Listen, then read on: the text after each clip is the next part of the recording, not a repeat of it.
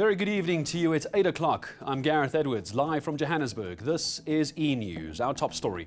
The row over a Clifton beach clearing is continuing, with a private security company claiming they were instructed by police to remove beachgoers. Operation Vala discovers contraband and a warden's uniform in the Leeuwkop prison raid. First, our top story, in an incident in which a group of picnickers in Cape Town was thrown off a beach along the upmarket Atlantic seaboard, has been described as a bid by white residents to keep their suburb exclusive. Last weekend, a private security firm employed by residents chased the group off Clifton's 4th beach, saying the beach closed at 8 p.m. Now, several protests are being planned against the incident, which beachgoers say is nothing short of racism. Cape Town's beaches an open space for the enjoyment of all who live in the mother city. But not so, it seems. A group of beachgoers carrying out a 6-year-long tradition of picnicking at sunset on 4th Beach were instructed to leave by members of the private security firm Professional Protective Services, or PPA. Among them, Cape Town ANC Western Cape spokesperson Faiz Jacobs. He says he and his family were told the beach was closing at 8 p.m. It's angered fellow beachgoers. All the entries of the 4th beach in Clifton, you would find that there's each point, there is a security guard sitting there and looking at people. And of course, you can tell they are given instruction as to what type of people are allowed there, what kind of clothes are they wearing, how many are they, and then where they come from. And this, for me, we thought that, look, this is, in fact, a classification and profiling of black people. It's wrong. It's illegal. The city says it has no contract with the security company, which does not have the authority to enforce bylaws. The city is urging those affected by the conduct of PPA staff to lay a charge with police or complain to the Private Security Industry Regulatory Authority. But the company's legal representative tells a different story. The car that came on the evening when the incident happened, what he did is he went there and he went to the beachgoers and he said, listen here, there was an incident on the beach earlier today. Your safety is at risk. The beach was closed by the city of Cape Town earlier. He didn't say at any stage that we are closing the beach. I'm telling you to leave or pack up their things and go.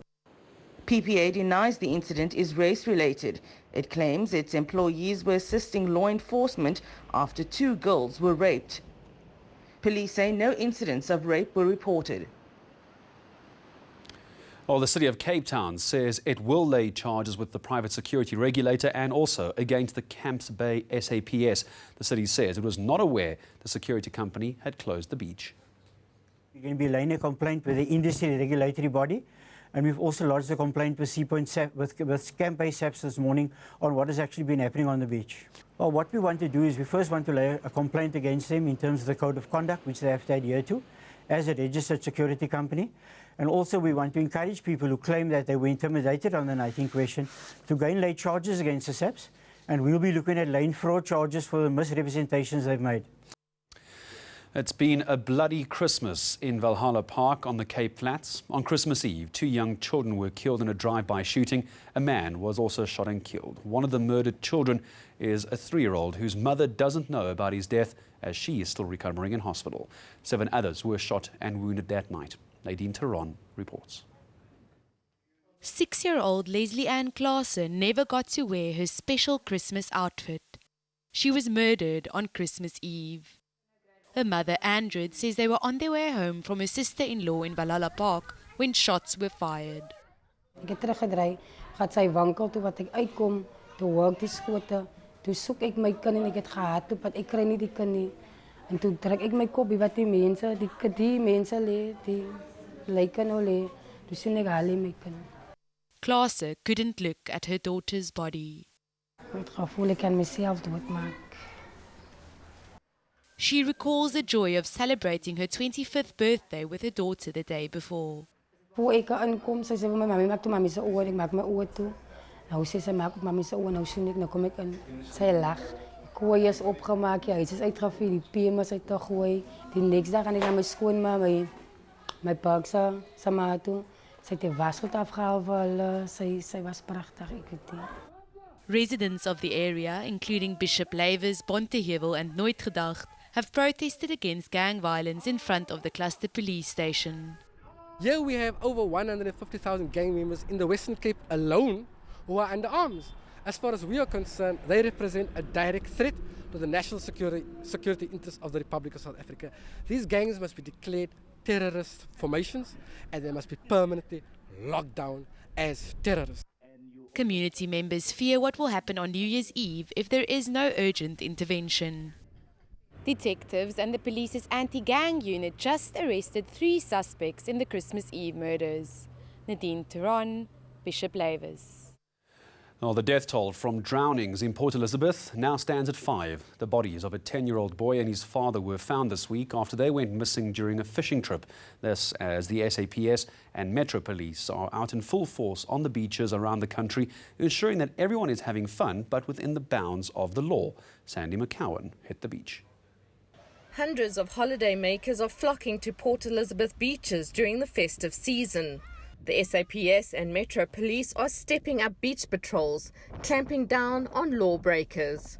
So the top 2 is the drinking on our beaches, which we said we know it's zero tolerance. And then we've also got open fires that people are still making, where they're not supposed to. Lifeguards are also out in full force, with the Metro having hired 60 more rescuers for the holidays. But 5 people drowned in the bay in the past week, including a father and his 10-year-old son. They decided to go on a canoe onto the beach, onto the sea. The canoe capsized and a 16-year-old boy swam to the shore where he went looking for help. But after a search party, we could not find the father or the son.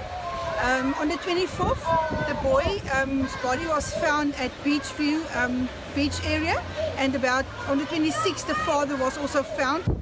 The National Sea Rescue Institute has sage advice for those dipping their toes in the ocean. If you're not a good swimmer, then try and stay away from the water. Second thing, try not to go swimming alone. Make sure that someone knows where you are. If you are going to go swimming, let them know where you're going swimming. Always use a beach where there's lifeguards. Authorities are readying for the expected influx on New Year's Day, with disaster management on standby. Sandy McCowan, Port Elizabeth. Well, to other news, and wardens' uniforms in Ngomboti and a large consignment of dacha. Those are among some of the items found during a surprise raid at the Leeuwkop Correctional Facility in Johannesburg today. It's part of Operation Vala. It's a festive season campaign aimed at foiling escapes and finding contraband. Gervin Whittles was there and filed this report.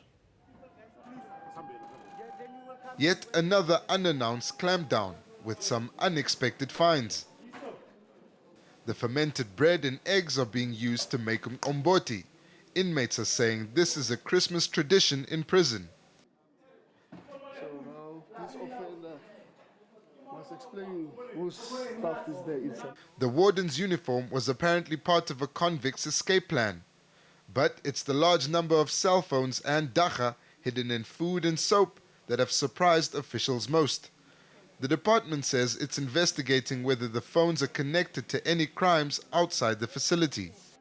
There is a lot of crime committed outside there, which is orchestrated from inside here. These cell phones, among the things that the officers are going to be doing, they know there's collaboration, memorandum of understanding, the way we work with the Department of Safety and Security. They will, from their investigators, go into what information is available in these cell phones. But the department's own officials are also under scrutiny. The Correctional Services Management seems surprised at the discovery of a warder's uniform in the cells. But the discovery of contraband is nothing new. The Deputy Minister says 192 officials were dismissed last year for aiding and abetting the inmates. There's no telling if that number will increase or decrease next year. Gervin Whittles, Johannesburg. Well, if a broken dam wall at the Benoni Lake on the East Rand isn't fixed, there could be loss of life. That's according to Ekurhuleni Mayor Mzwandile Masina. He's revealed it will also cost millions to repair. Masina says the project will take at least 4 months to complete. Bunyan Road and the adjacent N12 highway off-ramp near the dam will remain closed to motorists until it's declared safe. This is quite an expensive exercise, but it has to be done because there are a lot of human lives that could potentially be lost here if we don't do the work that we've done so far. So we are unable at this point to quantify in rand and cents terms how much we have been able to spend from the high volume of diesel that we are spending to the personnel. There's over 100 people that are working here on a 24-hour basis.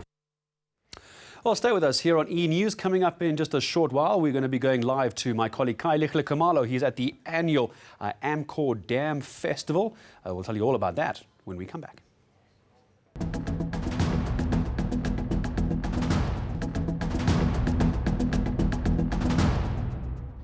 Welcome back to eNews at 8. Sport and weather still on the way. First, the Amcor Dam Festival is taking place in Newcastle in KwaZulu-Natal. The annual event is hosting big artists such as AKA, DJ Tira and Babes Wodormo. It's catering for all the house and kwaito lovers for that part of the country. Clifton Khumalo now joins me from a very, very loud festival this evening. Kai, how well attended is this evening's event?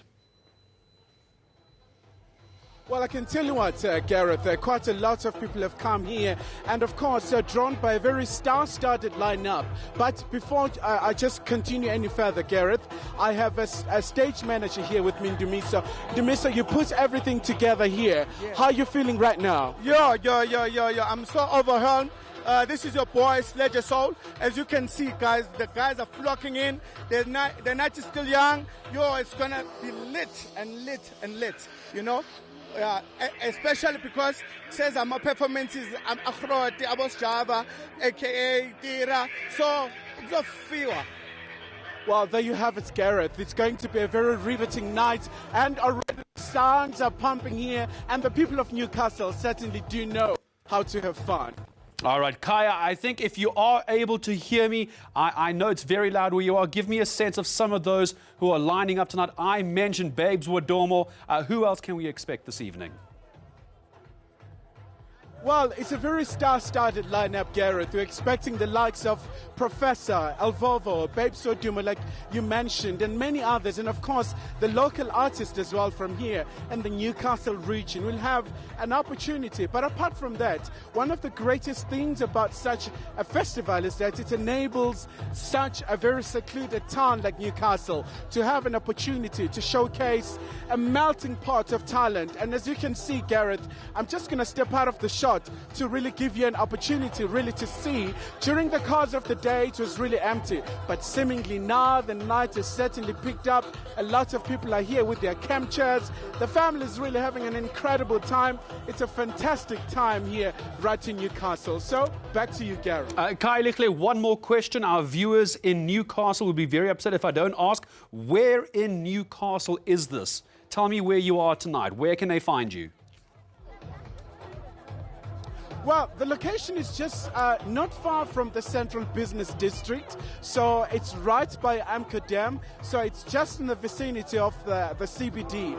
And I spoke to the organizers. They're saying there are still few tickets left, so you can get some right here by the gate, so really don't waste any time. So if you're right in the neighborhood, it's time really to come and have an incredible time. So even myself, Gareth, I'll try really to seize the moment. All the most awesome tunes are really blaring out now. If you make your way there, you can find my colleague Clifton Khumalo live from the Amcor Dam Festival taking place tonight. It's down there in Newcastle. If you're in that part of the country, as you heard, a few more tickets still available. Let's take you to news now from further afield. We begin in the DRC. The Congo Bishops' Conference has condemned the postponement of presidential elections in 3 of the country's cities. The Electoral Commission cited an outbreak of Ebola and ethnic violence in Beni, Butembo and Yumbi as the reasons behind its decision. The DRC's presidential election was first scheduled to take place in 2016. It was postponed to December 23rd this year, but last week it was again postponed to December 30th. More than 10,000 opposition activists have been arrested ahead of a crucial election in Bangladesh. That country's population heading to the polls on the 30th of December. The opposition claiming that these arrests are aimed at creating a climate of fear ahead of the polls opening. But government says they're actually part of an anti-crime initiative aimed at smugglers and terrorists. And to Greece next, where a bomb has exploded outside a church in Athens. 2 people, including a police officer, were injured in the blast.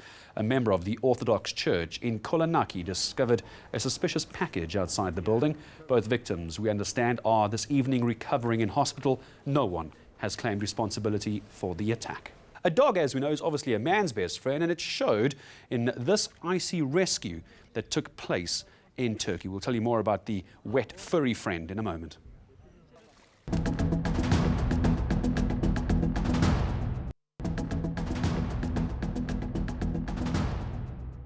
After another scorching hot day across the interior, we'll see a change in the weather on Friday, with cloudy weather and rain moving in along the KwaZulu-Natal coast overnight and a gusting southwesterly wind. You'll see the cold front heading out into the Indian Ocean, and it's followed by a ridging high, which results in much cooler weather over the southeastern and eastern parts. It also brings in cloud with scattered thunderstorms over the northeastern and eastern part of South Africa, but we're expecting sunny and warmer weather in the west.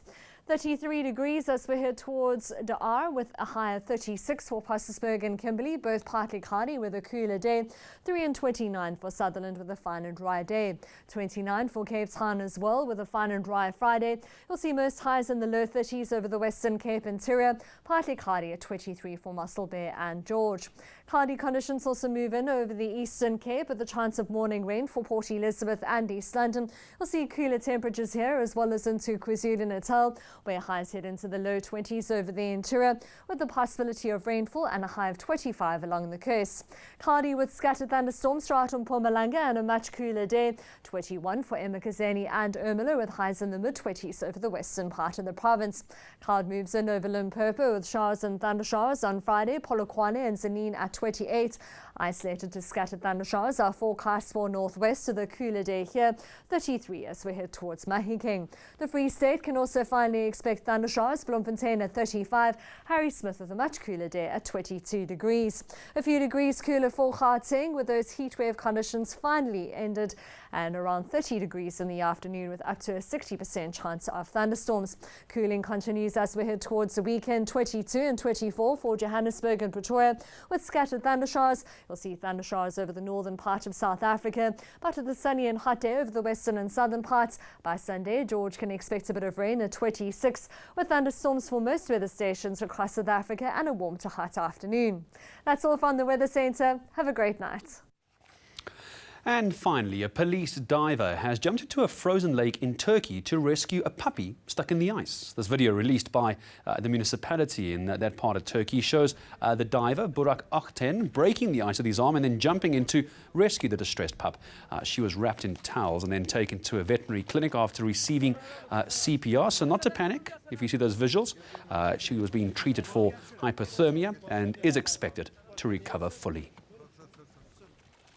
Man's best friend indeed. Now, let's remind you of our top stories this evening. The row over a Clifton beach clearing is continuing, with a private security company claiming they were instructed by police to remove the beachgoers. And Operation Vala discovers contraband and a warden's uniform in Leeuwkop's prison raid today. My thanks to the team behind the scenes. We'll see you tomorrow night. Goodbye.